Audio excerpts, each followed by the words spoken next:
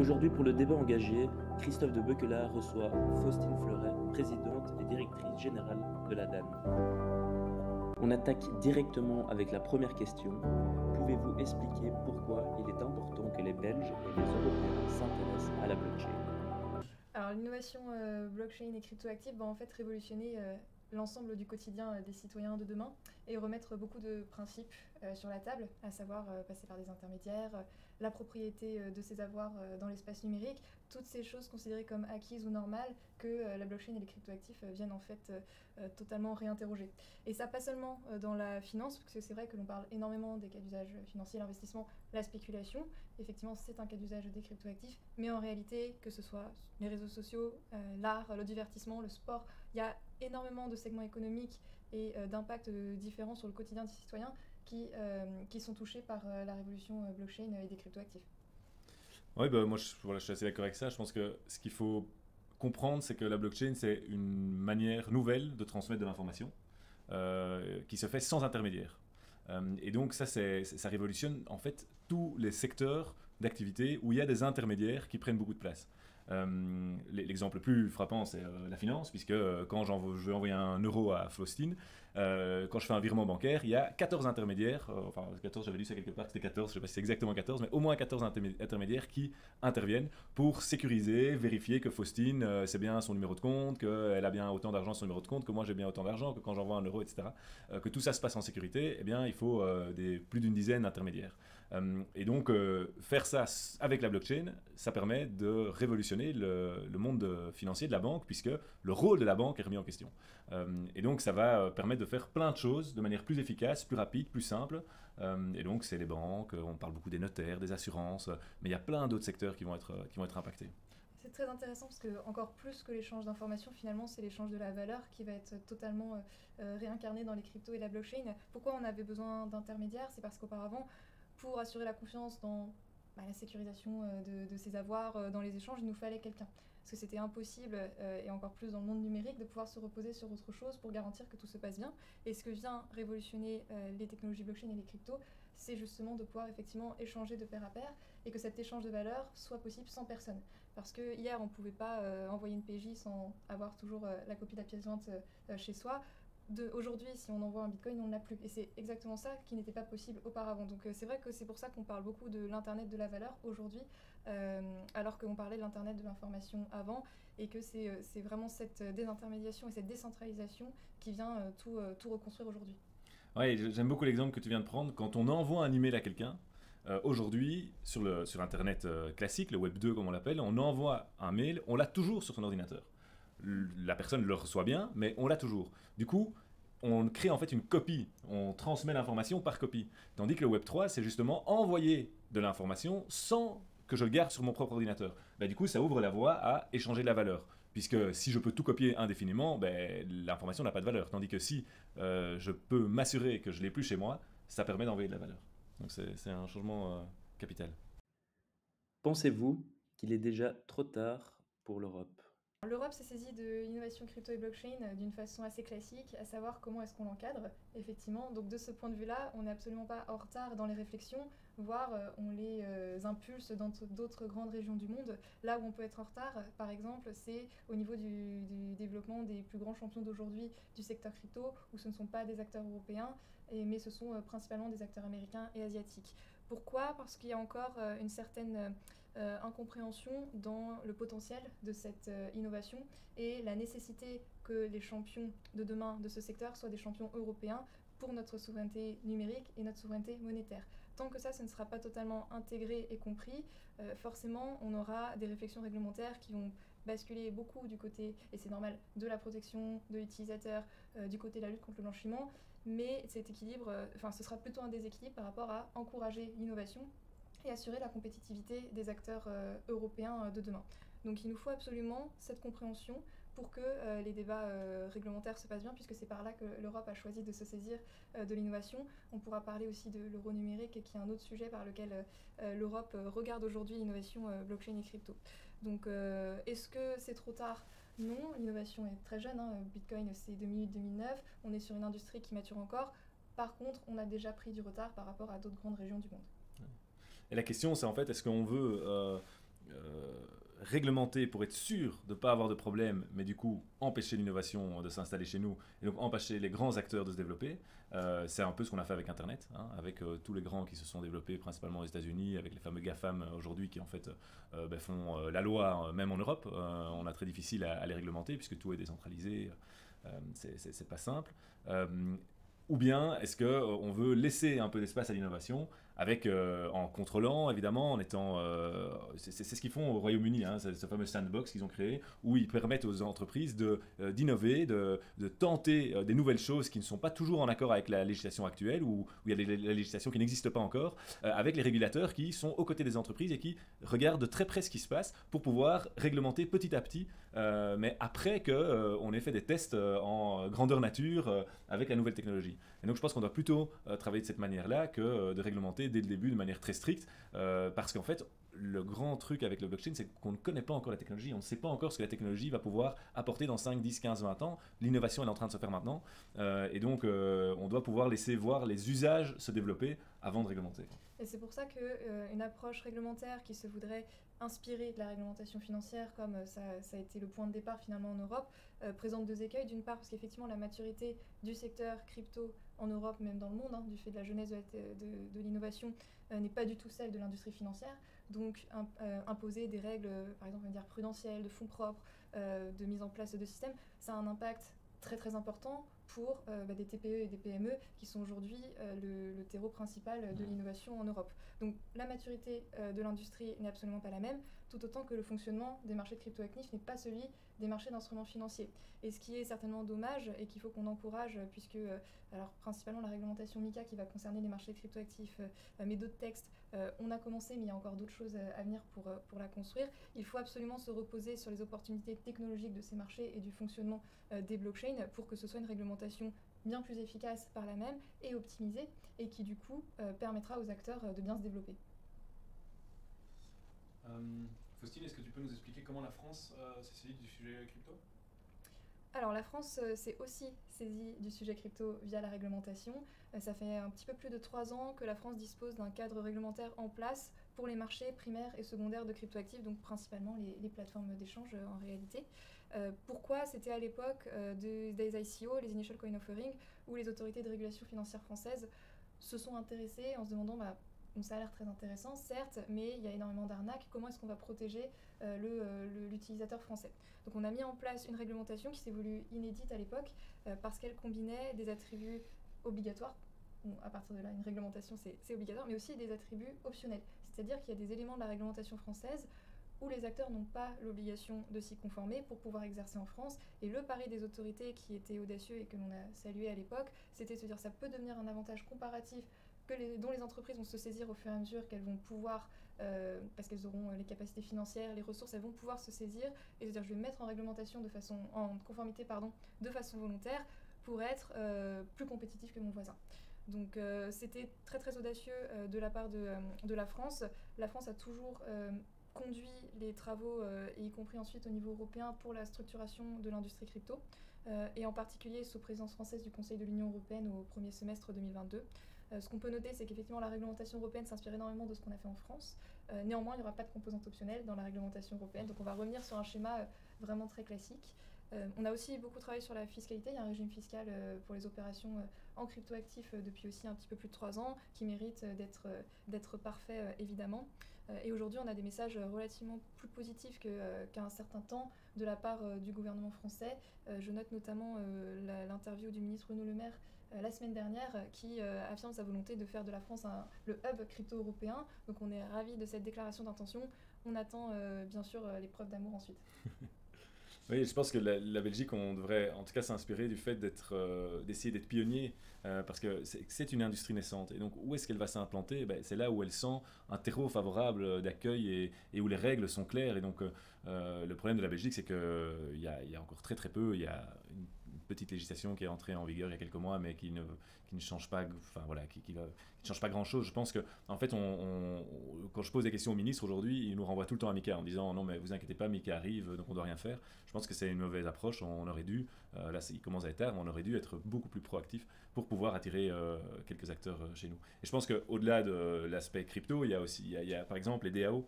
Moi je pense que si on arrivait à être par exemple le premier pays à donner une personnalité juridique au DAO, ce qui serait une innovation législative assez folle, mais ça permettrait d'essayer d'attirer une certaine activité chez nous, et après de préciser la législation avec le temps. Mais le problème de se dire non mais on ne connaît pas encore bien, donc on ne légifère pas, ou on ne donne pas de guidelines, ça fait qu'aujourd'hui on n'est pas plus attractif qu'un autre pays, et ça c'est dommage. Et quand je vois toutes les annonces qui sont faites aujourd'hui à Paris et en France, c'est vrai que des annonces de grands investisseurs crypto qui viennent s'installer là, c'est autant d'activités qui ne s'installera pas chez nous. Donc, Alors c'est effectivement très positif, on est ravis de voir l'attractivité de la France pour des acteurs étrangers et majeurs de l'écosystème. Il faut absolument en parallèle, et c'est des choses qui sont complémentaires et pas substituables, que l'on encourage aussi le développement organique finalement de l'industrie française. C'est là où on a peut-être une frustration du secteur, où on a peur d'une concentration sur effectivement attirer déjà ces grands acteurs. On a dit c'est plutôt des acteurs américains et asiatiques aujourd'hui. On a peur de privilégier cette approche au détriment du bon développement de nos propres champions. Donc on a des choses très positives en France, mais il reste encore d'énormes problèmes. Alors je ne sais pas si l'écosystème belge les subit aussi, mais la bancarisation du secteur est un énorme problème. Quand on est une entreprise crypto, c'est toujours extrêmement compliqué d'ouvrir un compte bancaire auprès d'un établissement français. Le financement, je le disais, on est sur un terreau d'entreprises particulièrement jeune, où les financements c'est forcément une question plus compliquée, et encore plus quand on est dans la crypto, y compris les financements publics, où comme on est sur un assemblage de technologies, c'est pas toujours évident de rentrer dans les cases et de pouvoir en bénéficier. Et il y a un véritable sujet de concurrence déloyale, puisqu'on a mis en place une réglementation en France, et c'est très bien. C'est peut-être notre supervision qui pêche et qui aujourd'hui laisse passer entre les mailles du filet des acteurs qui ne sont pas conformes à la réglementation obligatoire française, mais qui opèrent totalement librement en France, qui ne sont pas inquiétés. Et ça, c'est au détriment, encore une fois, de nos champions français, puisque sur les 50 plus acteurs enregistrés auprès de nos autorités financières de régulation financière, la très large majorité sont des entreprises françaises. Donc qui aujourd'hui subit les conséquences délétères d'une concurrence déloyale, c'est notre propre industrie. Donc encore une fois, attirer les entreprises c'est très important, et ça prouve la dynamique de notre industrie française et l'intérêt d'avoir fait ce travail sur la réglementation et la fiscalité. Très bien, on a besoin de promouvoir aussi nos propres champions. Oui, je pense que quand j'entends ça, au niveau belge, je pense que les premiers pas, c'est en effet l'accès aux banques. Moi, j'ai encore des témoignages super réguliers de gens qui se font bloquer leur compte quand ils essayent de rapatrier des fonds qui ont transité par les cryptos. Et alors, deuxièmement, c'est éclaircir un peu la fiscalité. Chez nous, on a ce concept de bon père de famille qui permet, c'est un peu un fourre-tout, qui permet de garder un certain flou sur le fait que si vous allez être taxé ou non sur les plus-values que vous avez réalisées. Et je pense qu'on doit préciser ce concept pour que les gens sachent, parce qu'il y a beaucoup de gens qui ont fait de l'argent dans la crypto, qui sont prêts à l'investir dans l'économie réelle en Belgique, mais qui ne rapatrient pas leurs fonds parce qu'ils ne savent pas à quelle sauce ils vont être mangés. Et donc ça, je pense que c'est les deux urgences sur lesquelles on peut avancer au niveau belge très rapidement. Certaines personnes s'intéressent à la blockchain, mais sont contre les cryptos et le bitcoin. Est-ce que cela a du sens ? Non, je pense que ça n'a pas de sens. En fait, ce que les gens doivent comprendre, c'est qu'une blockchain ne fonctionne pas sans une crypto qui est liée. Donc ça, c'est un peu complexe de rentrer dans la technicité des choses, mais le fonctionnement de la blockchain requiert une tokenomics, une économie du token, donc le fait qu'il y ait un jeton qui soit relié à la blockchain et qui puisse être échangé librement. Donc ce fonctionnement-là, on ne peut pas parler de blockchain sans parler de crypto. On peut par contre critiquer le fait qu'il y ait des gens qui spéculent sur ces tokens, sur ces cryptos, ça oui, et tout comme il y a des gens qui spéculent dans l'économie, dans la bourse classique, donc ça n'a pas de lien entre les deux.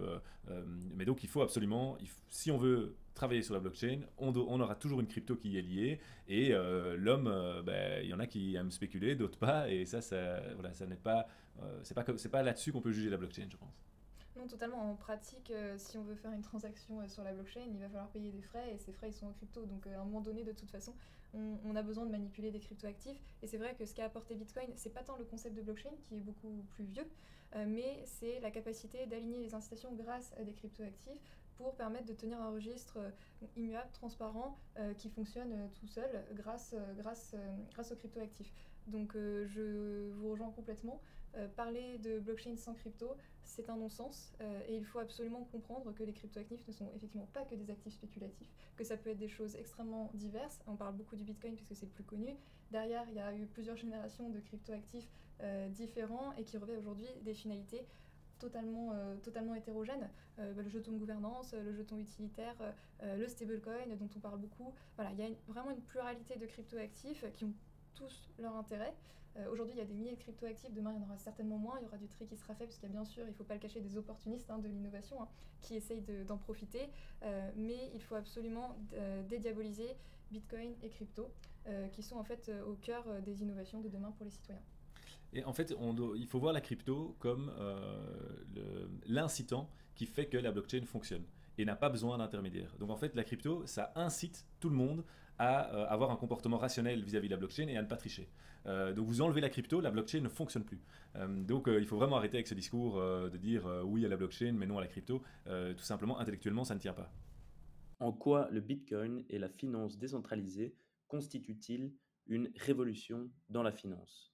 Ce que la DeFi, la finance décentralisée et le Bitcoin permettent de faire, et ce qui était impossible avant, c'est de pouvoir s'échanger de la valeur sans intermédiaire, c'est-à-dire pouvoir s'envoyer de la valeur d'une personne A à une personne B et que l'on soit sûr que la transaction que l'on va faire soit bien opérée parce qu'on a confiance dans le code, dans les algorithmes qui sont derrière les blockchains et non plus dans un intermédiaire qui ferait la transaction pour notre compte.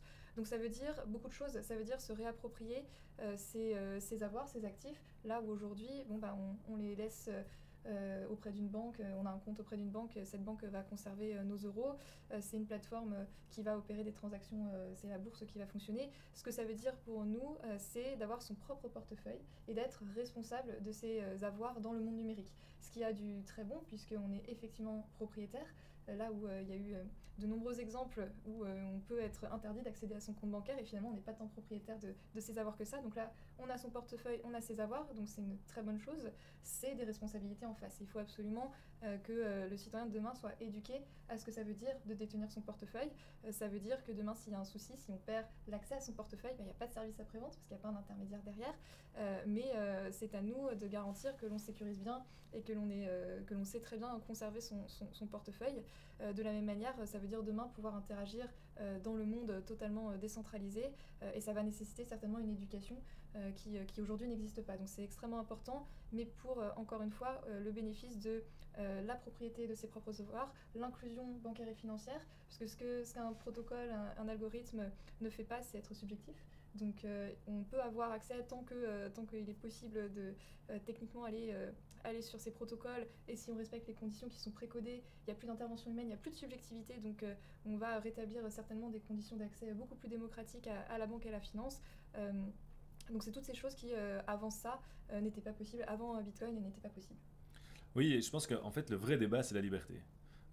Est-ce qu'on trouve normal qu'aujourd'hui, alors qu'une technologie existe pour détenir ses propres moyens financiers, est-ce qu'on trouve normal qu'on vit dans une société où, à tout moment, on peut vous couper entièrement vos comptes bancaires, on peut vous couper votre accès à l'argent. Et quand vous n'avez plus accès à l'argent, c'est votre mort sociale et vous ne savez plus manger, vous ne savez plus financer l'école de vos enfants. Donc c'est cette possibilité-là aujourd'hui qui naît avec Bitcoin, c'est qu'on puisse redonner un degré de liberté aux gens à travers la finance. Alors nous, ça peut nous paraître un peu futile puisqu'on est dans des régimes pour l'instant très démocratiques, enfin relativement démocratiques en tout cas, et donc on ne voit pas directement le besoin.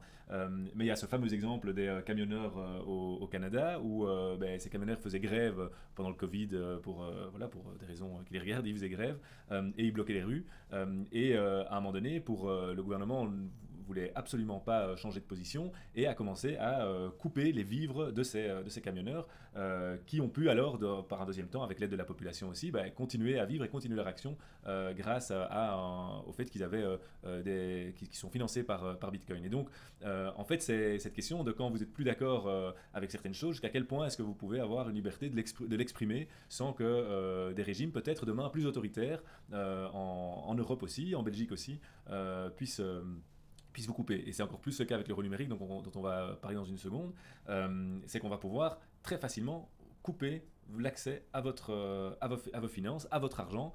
Et ça, c'est un outil extrêmement dangereux qui, s'il est dans des mains de régimes autoritaires, eh bien, pourrait bien... voilà, c'est quelque chose qui est dangereux et qu'aujourd'hui, tant qu'on est dans des régimes démocratiques, on doit préserver, je pense, notre accès à notre argent sans limite quelque part. Qu'en est-il de l'accessibilité à l'actionnariat? Un aspect capital de la révolution, c'est l'accessibilité. Aujourd'hui déjà d'ailleurs, vous avez plus de gens qui possèdent des cryptos que des actions en bourse. Donc c'est d'ailleurs une étude que vous avez menée au niveau de la DAN. Tu peux peut-être en dire quelques mots d'ailleurs de cette étude? Oui, on a mené une étude que l'on a révélée en février 2022 qui s'appelle La crypto en France, structuration du secteur et adoption grand public. Justement, le but c'était d'un peu donner des chiffres là où il n'y en avait pas, et c'est pourquoi on considérait encore très souvent que le secteur crypto était un secteur de niche et que la crypto n'était encore pas adoptée. Donc effectivement, on a vu qu'on a 8% de Français aujourd'hui qui détiennent des cryptoactifs, et le chiffre de l'AMF en face, c'est qu'on a environ 6,5% de Français qui détiennent des actions en propre. Donc on a plus de gens qui vont détenir, plus de Français qui détiennent aujourd'hui des cryptoactifs qui ne détiennent d'actions. Et ça vient finalement corroborer ce qu'on disait par rapport à la démocratisation de l'investissement financier. Aujourd'hui, c'est beaucoup plus simple et à la main des Français d'investir dans les cryptoactifs. Ce qui était aussi très intéressant, c'est la proportion de Français qui hésitent encore mais aimeraient beaucoup investir, soit 30% des Français. Et encore plus intéressant, par rapport à leur relation avec l'intermédiaire bancaire financier qu'ils ont aujourd'hui, on aurait un Français sur 5 qui serait prêt à changer de banque si jamais ils en trouvaient une autre qui était plus crypto-friendly, parce qu'aujourd'hui, ce ne sont pas les banques qui aident les Français à se saisir de la crypto et investir. Donc c'est une étude très intéressante, la crypto en France, effectivement, que l'on va renouveler d'ailleurs l'année prochaine. Et donc c'est vraiment illustratif, c'est-à-dire qu'aujourd'hui on est dans un monde financier où seulement 6,5% des Français, mais les chiffres doivent être similaires chez nous, ont accès à ces marchés, véritablement accès à ces marchés financiers au niveau de l'investissement. Donc il y a en fait extrêmement peu de gens qui profitent de ce monde financier. Pourtant on dit tout le temps que le monde s'est financiarisé, que la finance est partout, et on voit qu'il y a en fait très peu de gens qui en bénéficient, qui peuvent participer à cette grande fête de la finance quelque part. Et donc la crypto, ça aide parce que pour toute une série de raisons, comme on enlève les intermédiaires, on enlève la subjectivité, eh bien ça permet à tout un chacun, tant qu'il a une connexion Internet, eh bien d'accéder à ces marchés financiers, de pouvoir investir dans des entreprises, investir dans des projets, et donc c'est aussi une manière de liquéfier quelque part la finance et de donner plus d'argent aux bons projets qui pourraient voir le jour chez nous et en Europe. Qu'est-ce que l'euro numérique et quel est son objectif? L'euro numérique, c'est donc déjà il faut comprendre que que l'euro que vous avez dans votre poche, le billet de banque ou la pièce de monnaie, c'est pas le même euro que celui que vous avez sur votre application bancaire et avec lequel vous faites des virements quand vous envoyez des euros à quelqu'un par virement bancaire. Donc c'est des euros différents qui sont créés de manière différente, selon des règles différentes, par des organismes différents. Les euros sur votre application bancaire, c'est réellement votre banque commerciale qui l'a créé. C'est Belfius, BNP, etc. qui crée de l'argent pour vous permettre de faire ces transferts, tandis que le cash que vous avez en poche, ça c'est de l'argent qui a été créé par la Banque centrale. Et donc c'est très différent. Et demain, l'euro numérique, c'est là-dessus que travaille la Banque centrale aujourd'hui. Ils vont essayer d'émettre un euro numérique, donc qui sera disponible sur vos écrans, mais qui aura été créé par la Banque centrale directement. Et donc c'est en fait du cash, mais numérique. Est-ce que c'est ça? Oui, tout à fait. L'euro numérique, en fait, si on reprend à l'origine, c'est une réaction à l'émergence de nouvelles formes d'euros grâce aux technologies blockchain et sous la forme de cryptoactifs.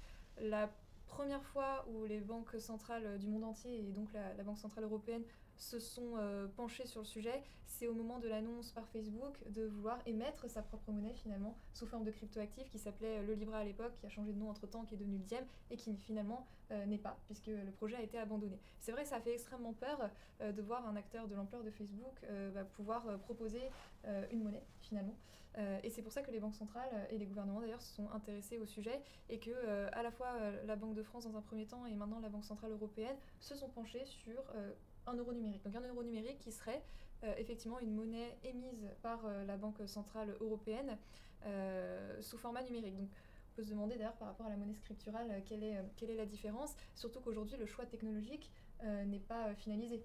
On ne sait encore pas si l'euro numérique sera émis sur les réseaux blockchain, et on ne sait pas lesquels, et on ne sait pas dans quelle mesure ça pourra circuler de façon assez libre sur les réseaux blockchain. Donc le choix technologique n'est pas fait. Là où ça pourrait avoir un intérêt pour certains intermédiaires financiers d'avoir un euro numérique pour peut-être aller sur les marchés crypto. Là aujourd'hui ils sont encore un peu réticents, et notamment parce que utiliser des nouvelles formes d'euros développées par d'autres acteurs qu'on appelle les stablecoins, pour eux aujourd'hui c'est peut-être un peu compliqué dans un premier temps. Cependant, si pour les intermédiaires financiers ça pourrait avoir un intérêt, aujourd'hui pour l'industrie et le citoyen on ne se rend pas bien compte. Est-ce que ça va être intéressant, est-ce que c'est une demande d'avoir de l'euro numérique? Aujourd'hui, comme je disais, on a déjà des formes d'euros qui sont émises sur les blockchains, ce sont les stablecoins euros. On en a très peu, c'est peut-être ça le gros problème. On a énormément de dollars qui sont émis par des entités privées, des stablecoins dollars, 99% pardon, du marché des stablecoins. On aurait besoin de beaucoup plus de stablecoins euros. Sauf qu'on ne l'encourage pas, et au contraire, le projet d'euro numérique de la BCE se veut plutôt essayer de se substituer au développement de ces stablecoins euros, ce qui est une erreur, puisqu'on en a besoin aujourd'hui et qu'on a besoin d'être compétitif par rapport au stablecoin dollar aujourd'hui. On a besoin du stablecoin euro pour développer toute l'innovation décentralisée dont on a parlé, et pour être ce nouvel actif de règlement dans toutes les transactions, y compris les transactions financières. C'est ce qui pourrait être à terme possible. Mais un euro numérique de la BCE qui ne serait pas sur des réseaux blockchain, qui permettrait pas, qui ne serait pas totalement, qui ne serait pas décentralisé, qui pose des questions quant à la traçabilité effectivement de nos comportements financiers de façon numérique. Bon, il y a encore énormément d'inquiétudes, outre le fait que est-ce que ce sera vraiment utilisé si c'est pas sur une blockchain, et si finalement c'est totalement contrôlé et pas décentralisé. Bon, on reste dans l'expectative. C'est un projet qui ne devrait de toute façon pas voir le jour avant plusieurs années. Oui, et la question, c'est avec toutes ces limites, on se demande un peu à quoi sert l'euro numérique, alors qu'il y a un grand danger de l'euro numérique, c'est justement la traçabilité de nos comportements. Donc avec l'euro numérique, demain, si de nouveau on a un pouvoir d'extrême gauche ou d'extrême droite qui arriverait en Europe et qui voudrait tracer, qui voudrait voir ce que vous achetez avec vos euros numériques, il pourrait le voir de manière très très simple. Et donc ça c'est extrêmement dangereux, parce que demain si le régime en place n'est pas d'accord avec certains de vos comportements, ou trouve que tel produit il ne faudrait plus l'acheter, ou il faudrait décourager ceci ou cela, il pourrait aller jusque dans votre portefeuille décider ce que vous êtes capable d'acheter ou non. Et ça c'est quand même quelque chose de très dangereux. C'est pour ça que je pense que l'euro numérique ne pourrait voir le jour qu'avec des balises super fortes, et avec une anonymité totale, avec un vrai bénéfice pour le citoyen, ce qu'aujourd'hui on ne voit pas du tout. Et donc je pense que l'euro numérique pour l'instant est plutôt un projet dangereux dont il faut très fort se méfier. Et d'ailleurs, c'est peut-être intéressant de le noter, parce que c'est pas souvent, mais à la fois l'industrie crypto et l'industrie bancaire ne sont pas du tout pour cet euro numérique. Donc ils ne se rencontrent pas souvent sur des sujets, mais sur celui-ci, ils expriment les mêmes inquiétudes et les mêmes réticences. D'ailleurs, il y a un peu d'hypocrisie, parce qu'on voit que, en fait, quelle est la peur des banques? C'est que les gens, au lieu d'avoir leur euro à la banque commerciale, bien, en fait, n'y verraient plus aucun intérêt et iraient directement à la banque centrale déposer leurs euros. En fait, on aurait un compte, quelque part, un compte en banque à la banque centrale. Sauf que la banque centrale, voyant ça, se dit non, mais il faut quand même protéger les banques, parce qu'il y a quand même un lobby bancaire qui s'est mis en place. Et donc, elle a déjà dit non, mais on va faire un euro numérique, mais les banques intermédiaires, qui sont en fait inutiles dans le processus, mais on va quand même leur donner un rôle dans le processus pour quand même préserver leur place. Ok, mais donc en fait, ça ne sert vraiment plus à rien. Si on enlève tous les avantages qui pourraient avoir un euro numérique de facilité, de désintermédiation, et on rajoute de nouveau des couches pour protéger le secteur, en fait, on voit qu'on tourne en rond, et on se demande un peu, c'est en fait le manque de vision de l'Europe sur ce sujet qui est assez flagrant, quoi. Peut-on dire que cet euro numérique confirme la révolution de la crypto-monnaie? Ben oui, moi je pense que si cet euro numérique essaye de se mettre en place, c'est parce que c'est par peur de ce qui arrive, c'est-à-dire l'évolution du monde de la crypto. Et donc je pense que le fait qu'on mette autant d'énergie que la Banque centrale mette autant d'énergie dans cet euro numérique, ou en tout cas dans la communication autour de cet euro numérique, c'est pour dire, vous inquiétez pas, on va vous faire de la crypto sans les désavantages et avec uniquement les avantages. Ce qui est assez faux, puisque la crypto par essence est décentralisée, et ici il nous propose un modèle complètement centralisé, complètement géré par la Banque centrale. Donc je pense que ça montre bien que les banques ont compris, que la Banque centrale a compris que la crypto allait s'installer durablement dans le paysage financier, et que du coup ils essayent justement de contrer ça avec cet euro numérique, mais je pense que c'est d'une très mauvaise manière. Et encore une fois, ça se trouve, ça ne sera même pas un cryptoactif à la fin. Ouais. Donc, quel est l'intérêt de l'euro numérique dans ce... Pourquoi ces expérimentations? Tout d'abord, merci Faustine d'avoir été là aujourd'hui, parce que voilà, tu viens de Paris pour échanger avec nous sur ce sujet. Et je pense que c'est le début aussi, je le dis à tous ceux qui me suivent sur les réseaux, je vais parler de plus en plus de finances, de monnaie, du système monétaire sur mes réseaux et dans le Parlement, parce que je pense qu'on ne se rend pas compte de l'impact de la monnaie sur nos vies. On trouve ça tout à fait normal aujourd'hui, la façon dont tout fonctionne, mais en fait derrière ça, il y a des enjeux colossaux. On commence à le sentir un peu maintenant avec l'inflation, où on commence à se dire, bon, une inflation à 10, 12, 13%, quel est l'impact sur ma vie de tous les jours? Il y en a qui le ressentent très très fort, enfin tout le monde le ressent très très fort. Et donc je pense que maintenant des questions vont se soulever chez les citoyens, et je pense que c'est des bonnes questions. Qu'est-ce qu'on veut pour notre monnaie demain? Quelle est la place des cryptoactifs là-dedans? Ce sont toutes des choses aujourd'hui qu'on va devoir discuter, et il va falloir tous qu'on étudie, qu'on apprenne, qu'on évolue en conscience et en connaissance dans ce sujet monétaire, parce qu'il touche nos vies beaucoup plus profondément que ce dont on a conscience aujourd'hui. Merci. Salut Faustine. À bientôt pour le prochain débat engagé. N'hésite pas à nous dire qui tu voudrais voir comme prochain ou prochaine invité.